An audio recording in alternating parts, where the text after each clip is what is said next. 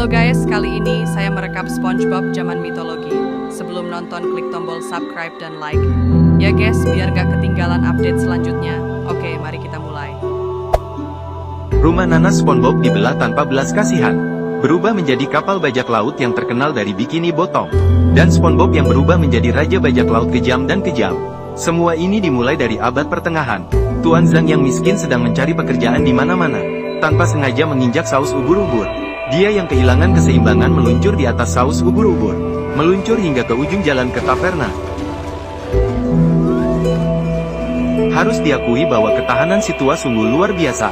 Setelah pulih, si tua menjelaskan maksudnya, dan menyatakan bahwa dia berpengalaman dalam kasir, melihat seseorang menyentuh uangnya. Krabs marah dan mengusirnya tanpa belas kasihan. Si tua yang gagal di tempat kerja mencari pelipur lara dengan minum. Tiba-tiba dia mendengar suara. Dia mengikuti suara itu. Ajak Adai memberitahu Tuan Zhang, sebuah kapal akan berlayar jauh, sedang merekrut pelaut. Suara pemotongan kapal terdengar dari kejauhan. Ketika Lao Zhang mendengarnya, dia menolak berkali-kali. Tapi kamu tidak bisa menentukan hal ini. Pai Ahdai menggunakan metode khusus berhasil menangkap Lao Zhang. Dengan begitu, Lao Zhang naik ke kapal bajak laut. Awalnya dia sedikit menolak, namun setelah mengetahui bahwa hanya dia yang bisa melakukannya, dia menerima dengan senang hati. Selanjutnya adalah mengenal proses kerja. Terlihat Pai Ahdai mengeluarkan tali. Dalam sekejap, Lao Zhang langsung diikat ke tiang. Tiba-tiba geladak mulai bergetar. Para awak kapal mulai gelisah. Kapten legendaris yang kejam, Xiao Spon, muncul. Dia memberitahu semua orang bahwa tujuan pelayaran kali ini adalah menangkap ubur-ubur legendaris. Melihat Lao Zhang penasaran dengan kakinya, dia pun menunjukkan, sebenarnya kakinya tidak terluka.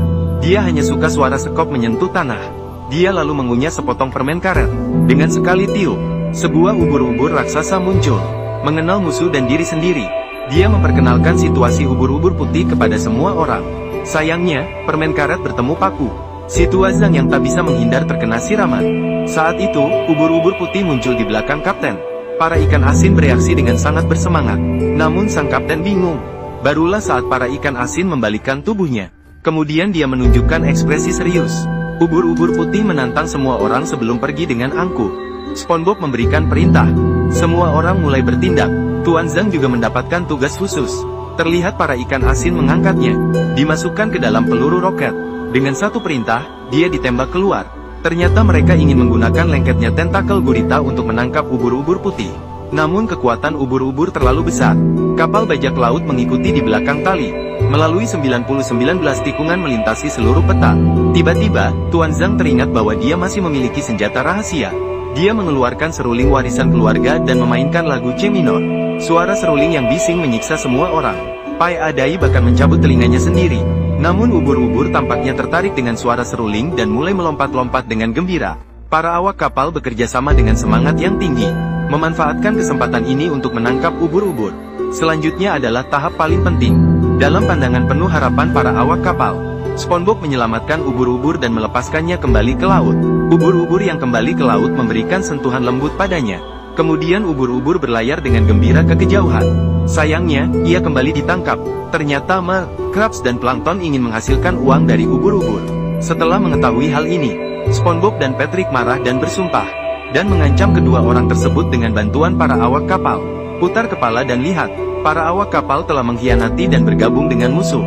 Burung nakal juga tidak mau kalah, langsung menyalakan peluru dan meledakkannya.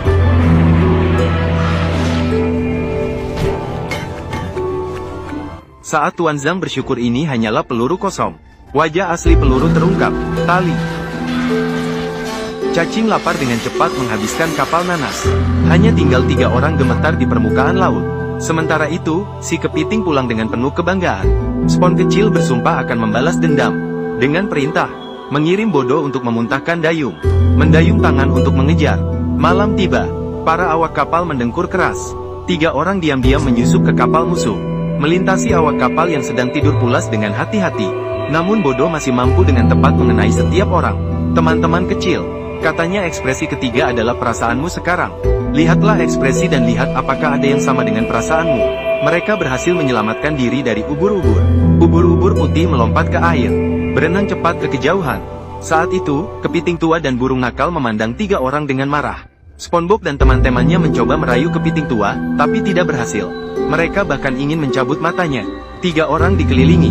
Saat kritis, ubur-ubur putih melompat tinggi, berhasil menyelamatkan 3 orang.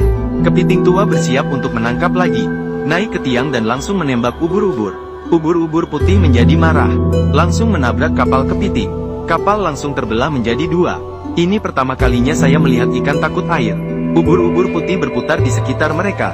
Kepiting dan burung nakal malang karena menggenggam tali, terikat di tubuh ubur-ubur putih, hampir tenggelam oleh air yang diputar sendiri. Ini belum cukup. Ubur-ubur putih mengarahkan pantatnya ke semua awak kapal. Permukaan air muncul pusaran raksasa.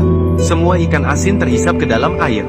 Tuan Zhang menjadi satu-satunya yang selamat dalam operasi berburu kali ini.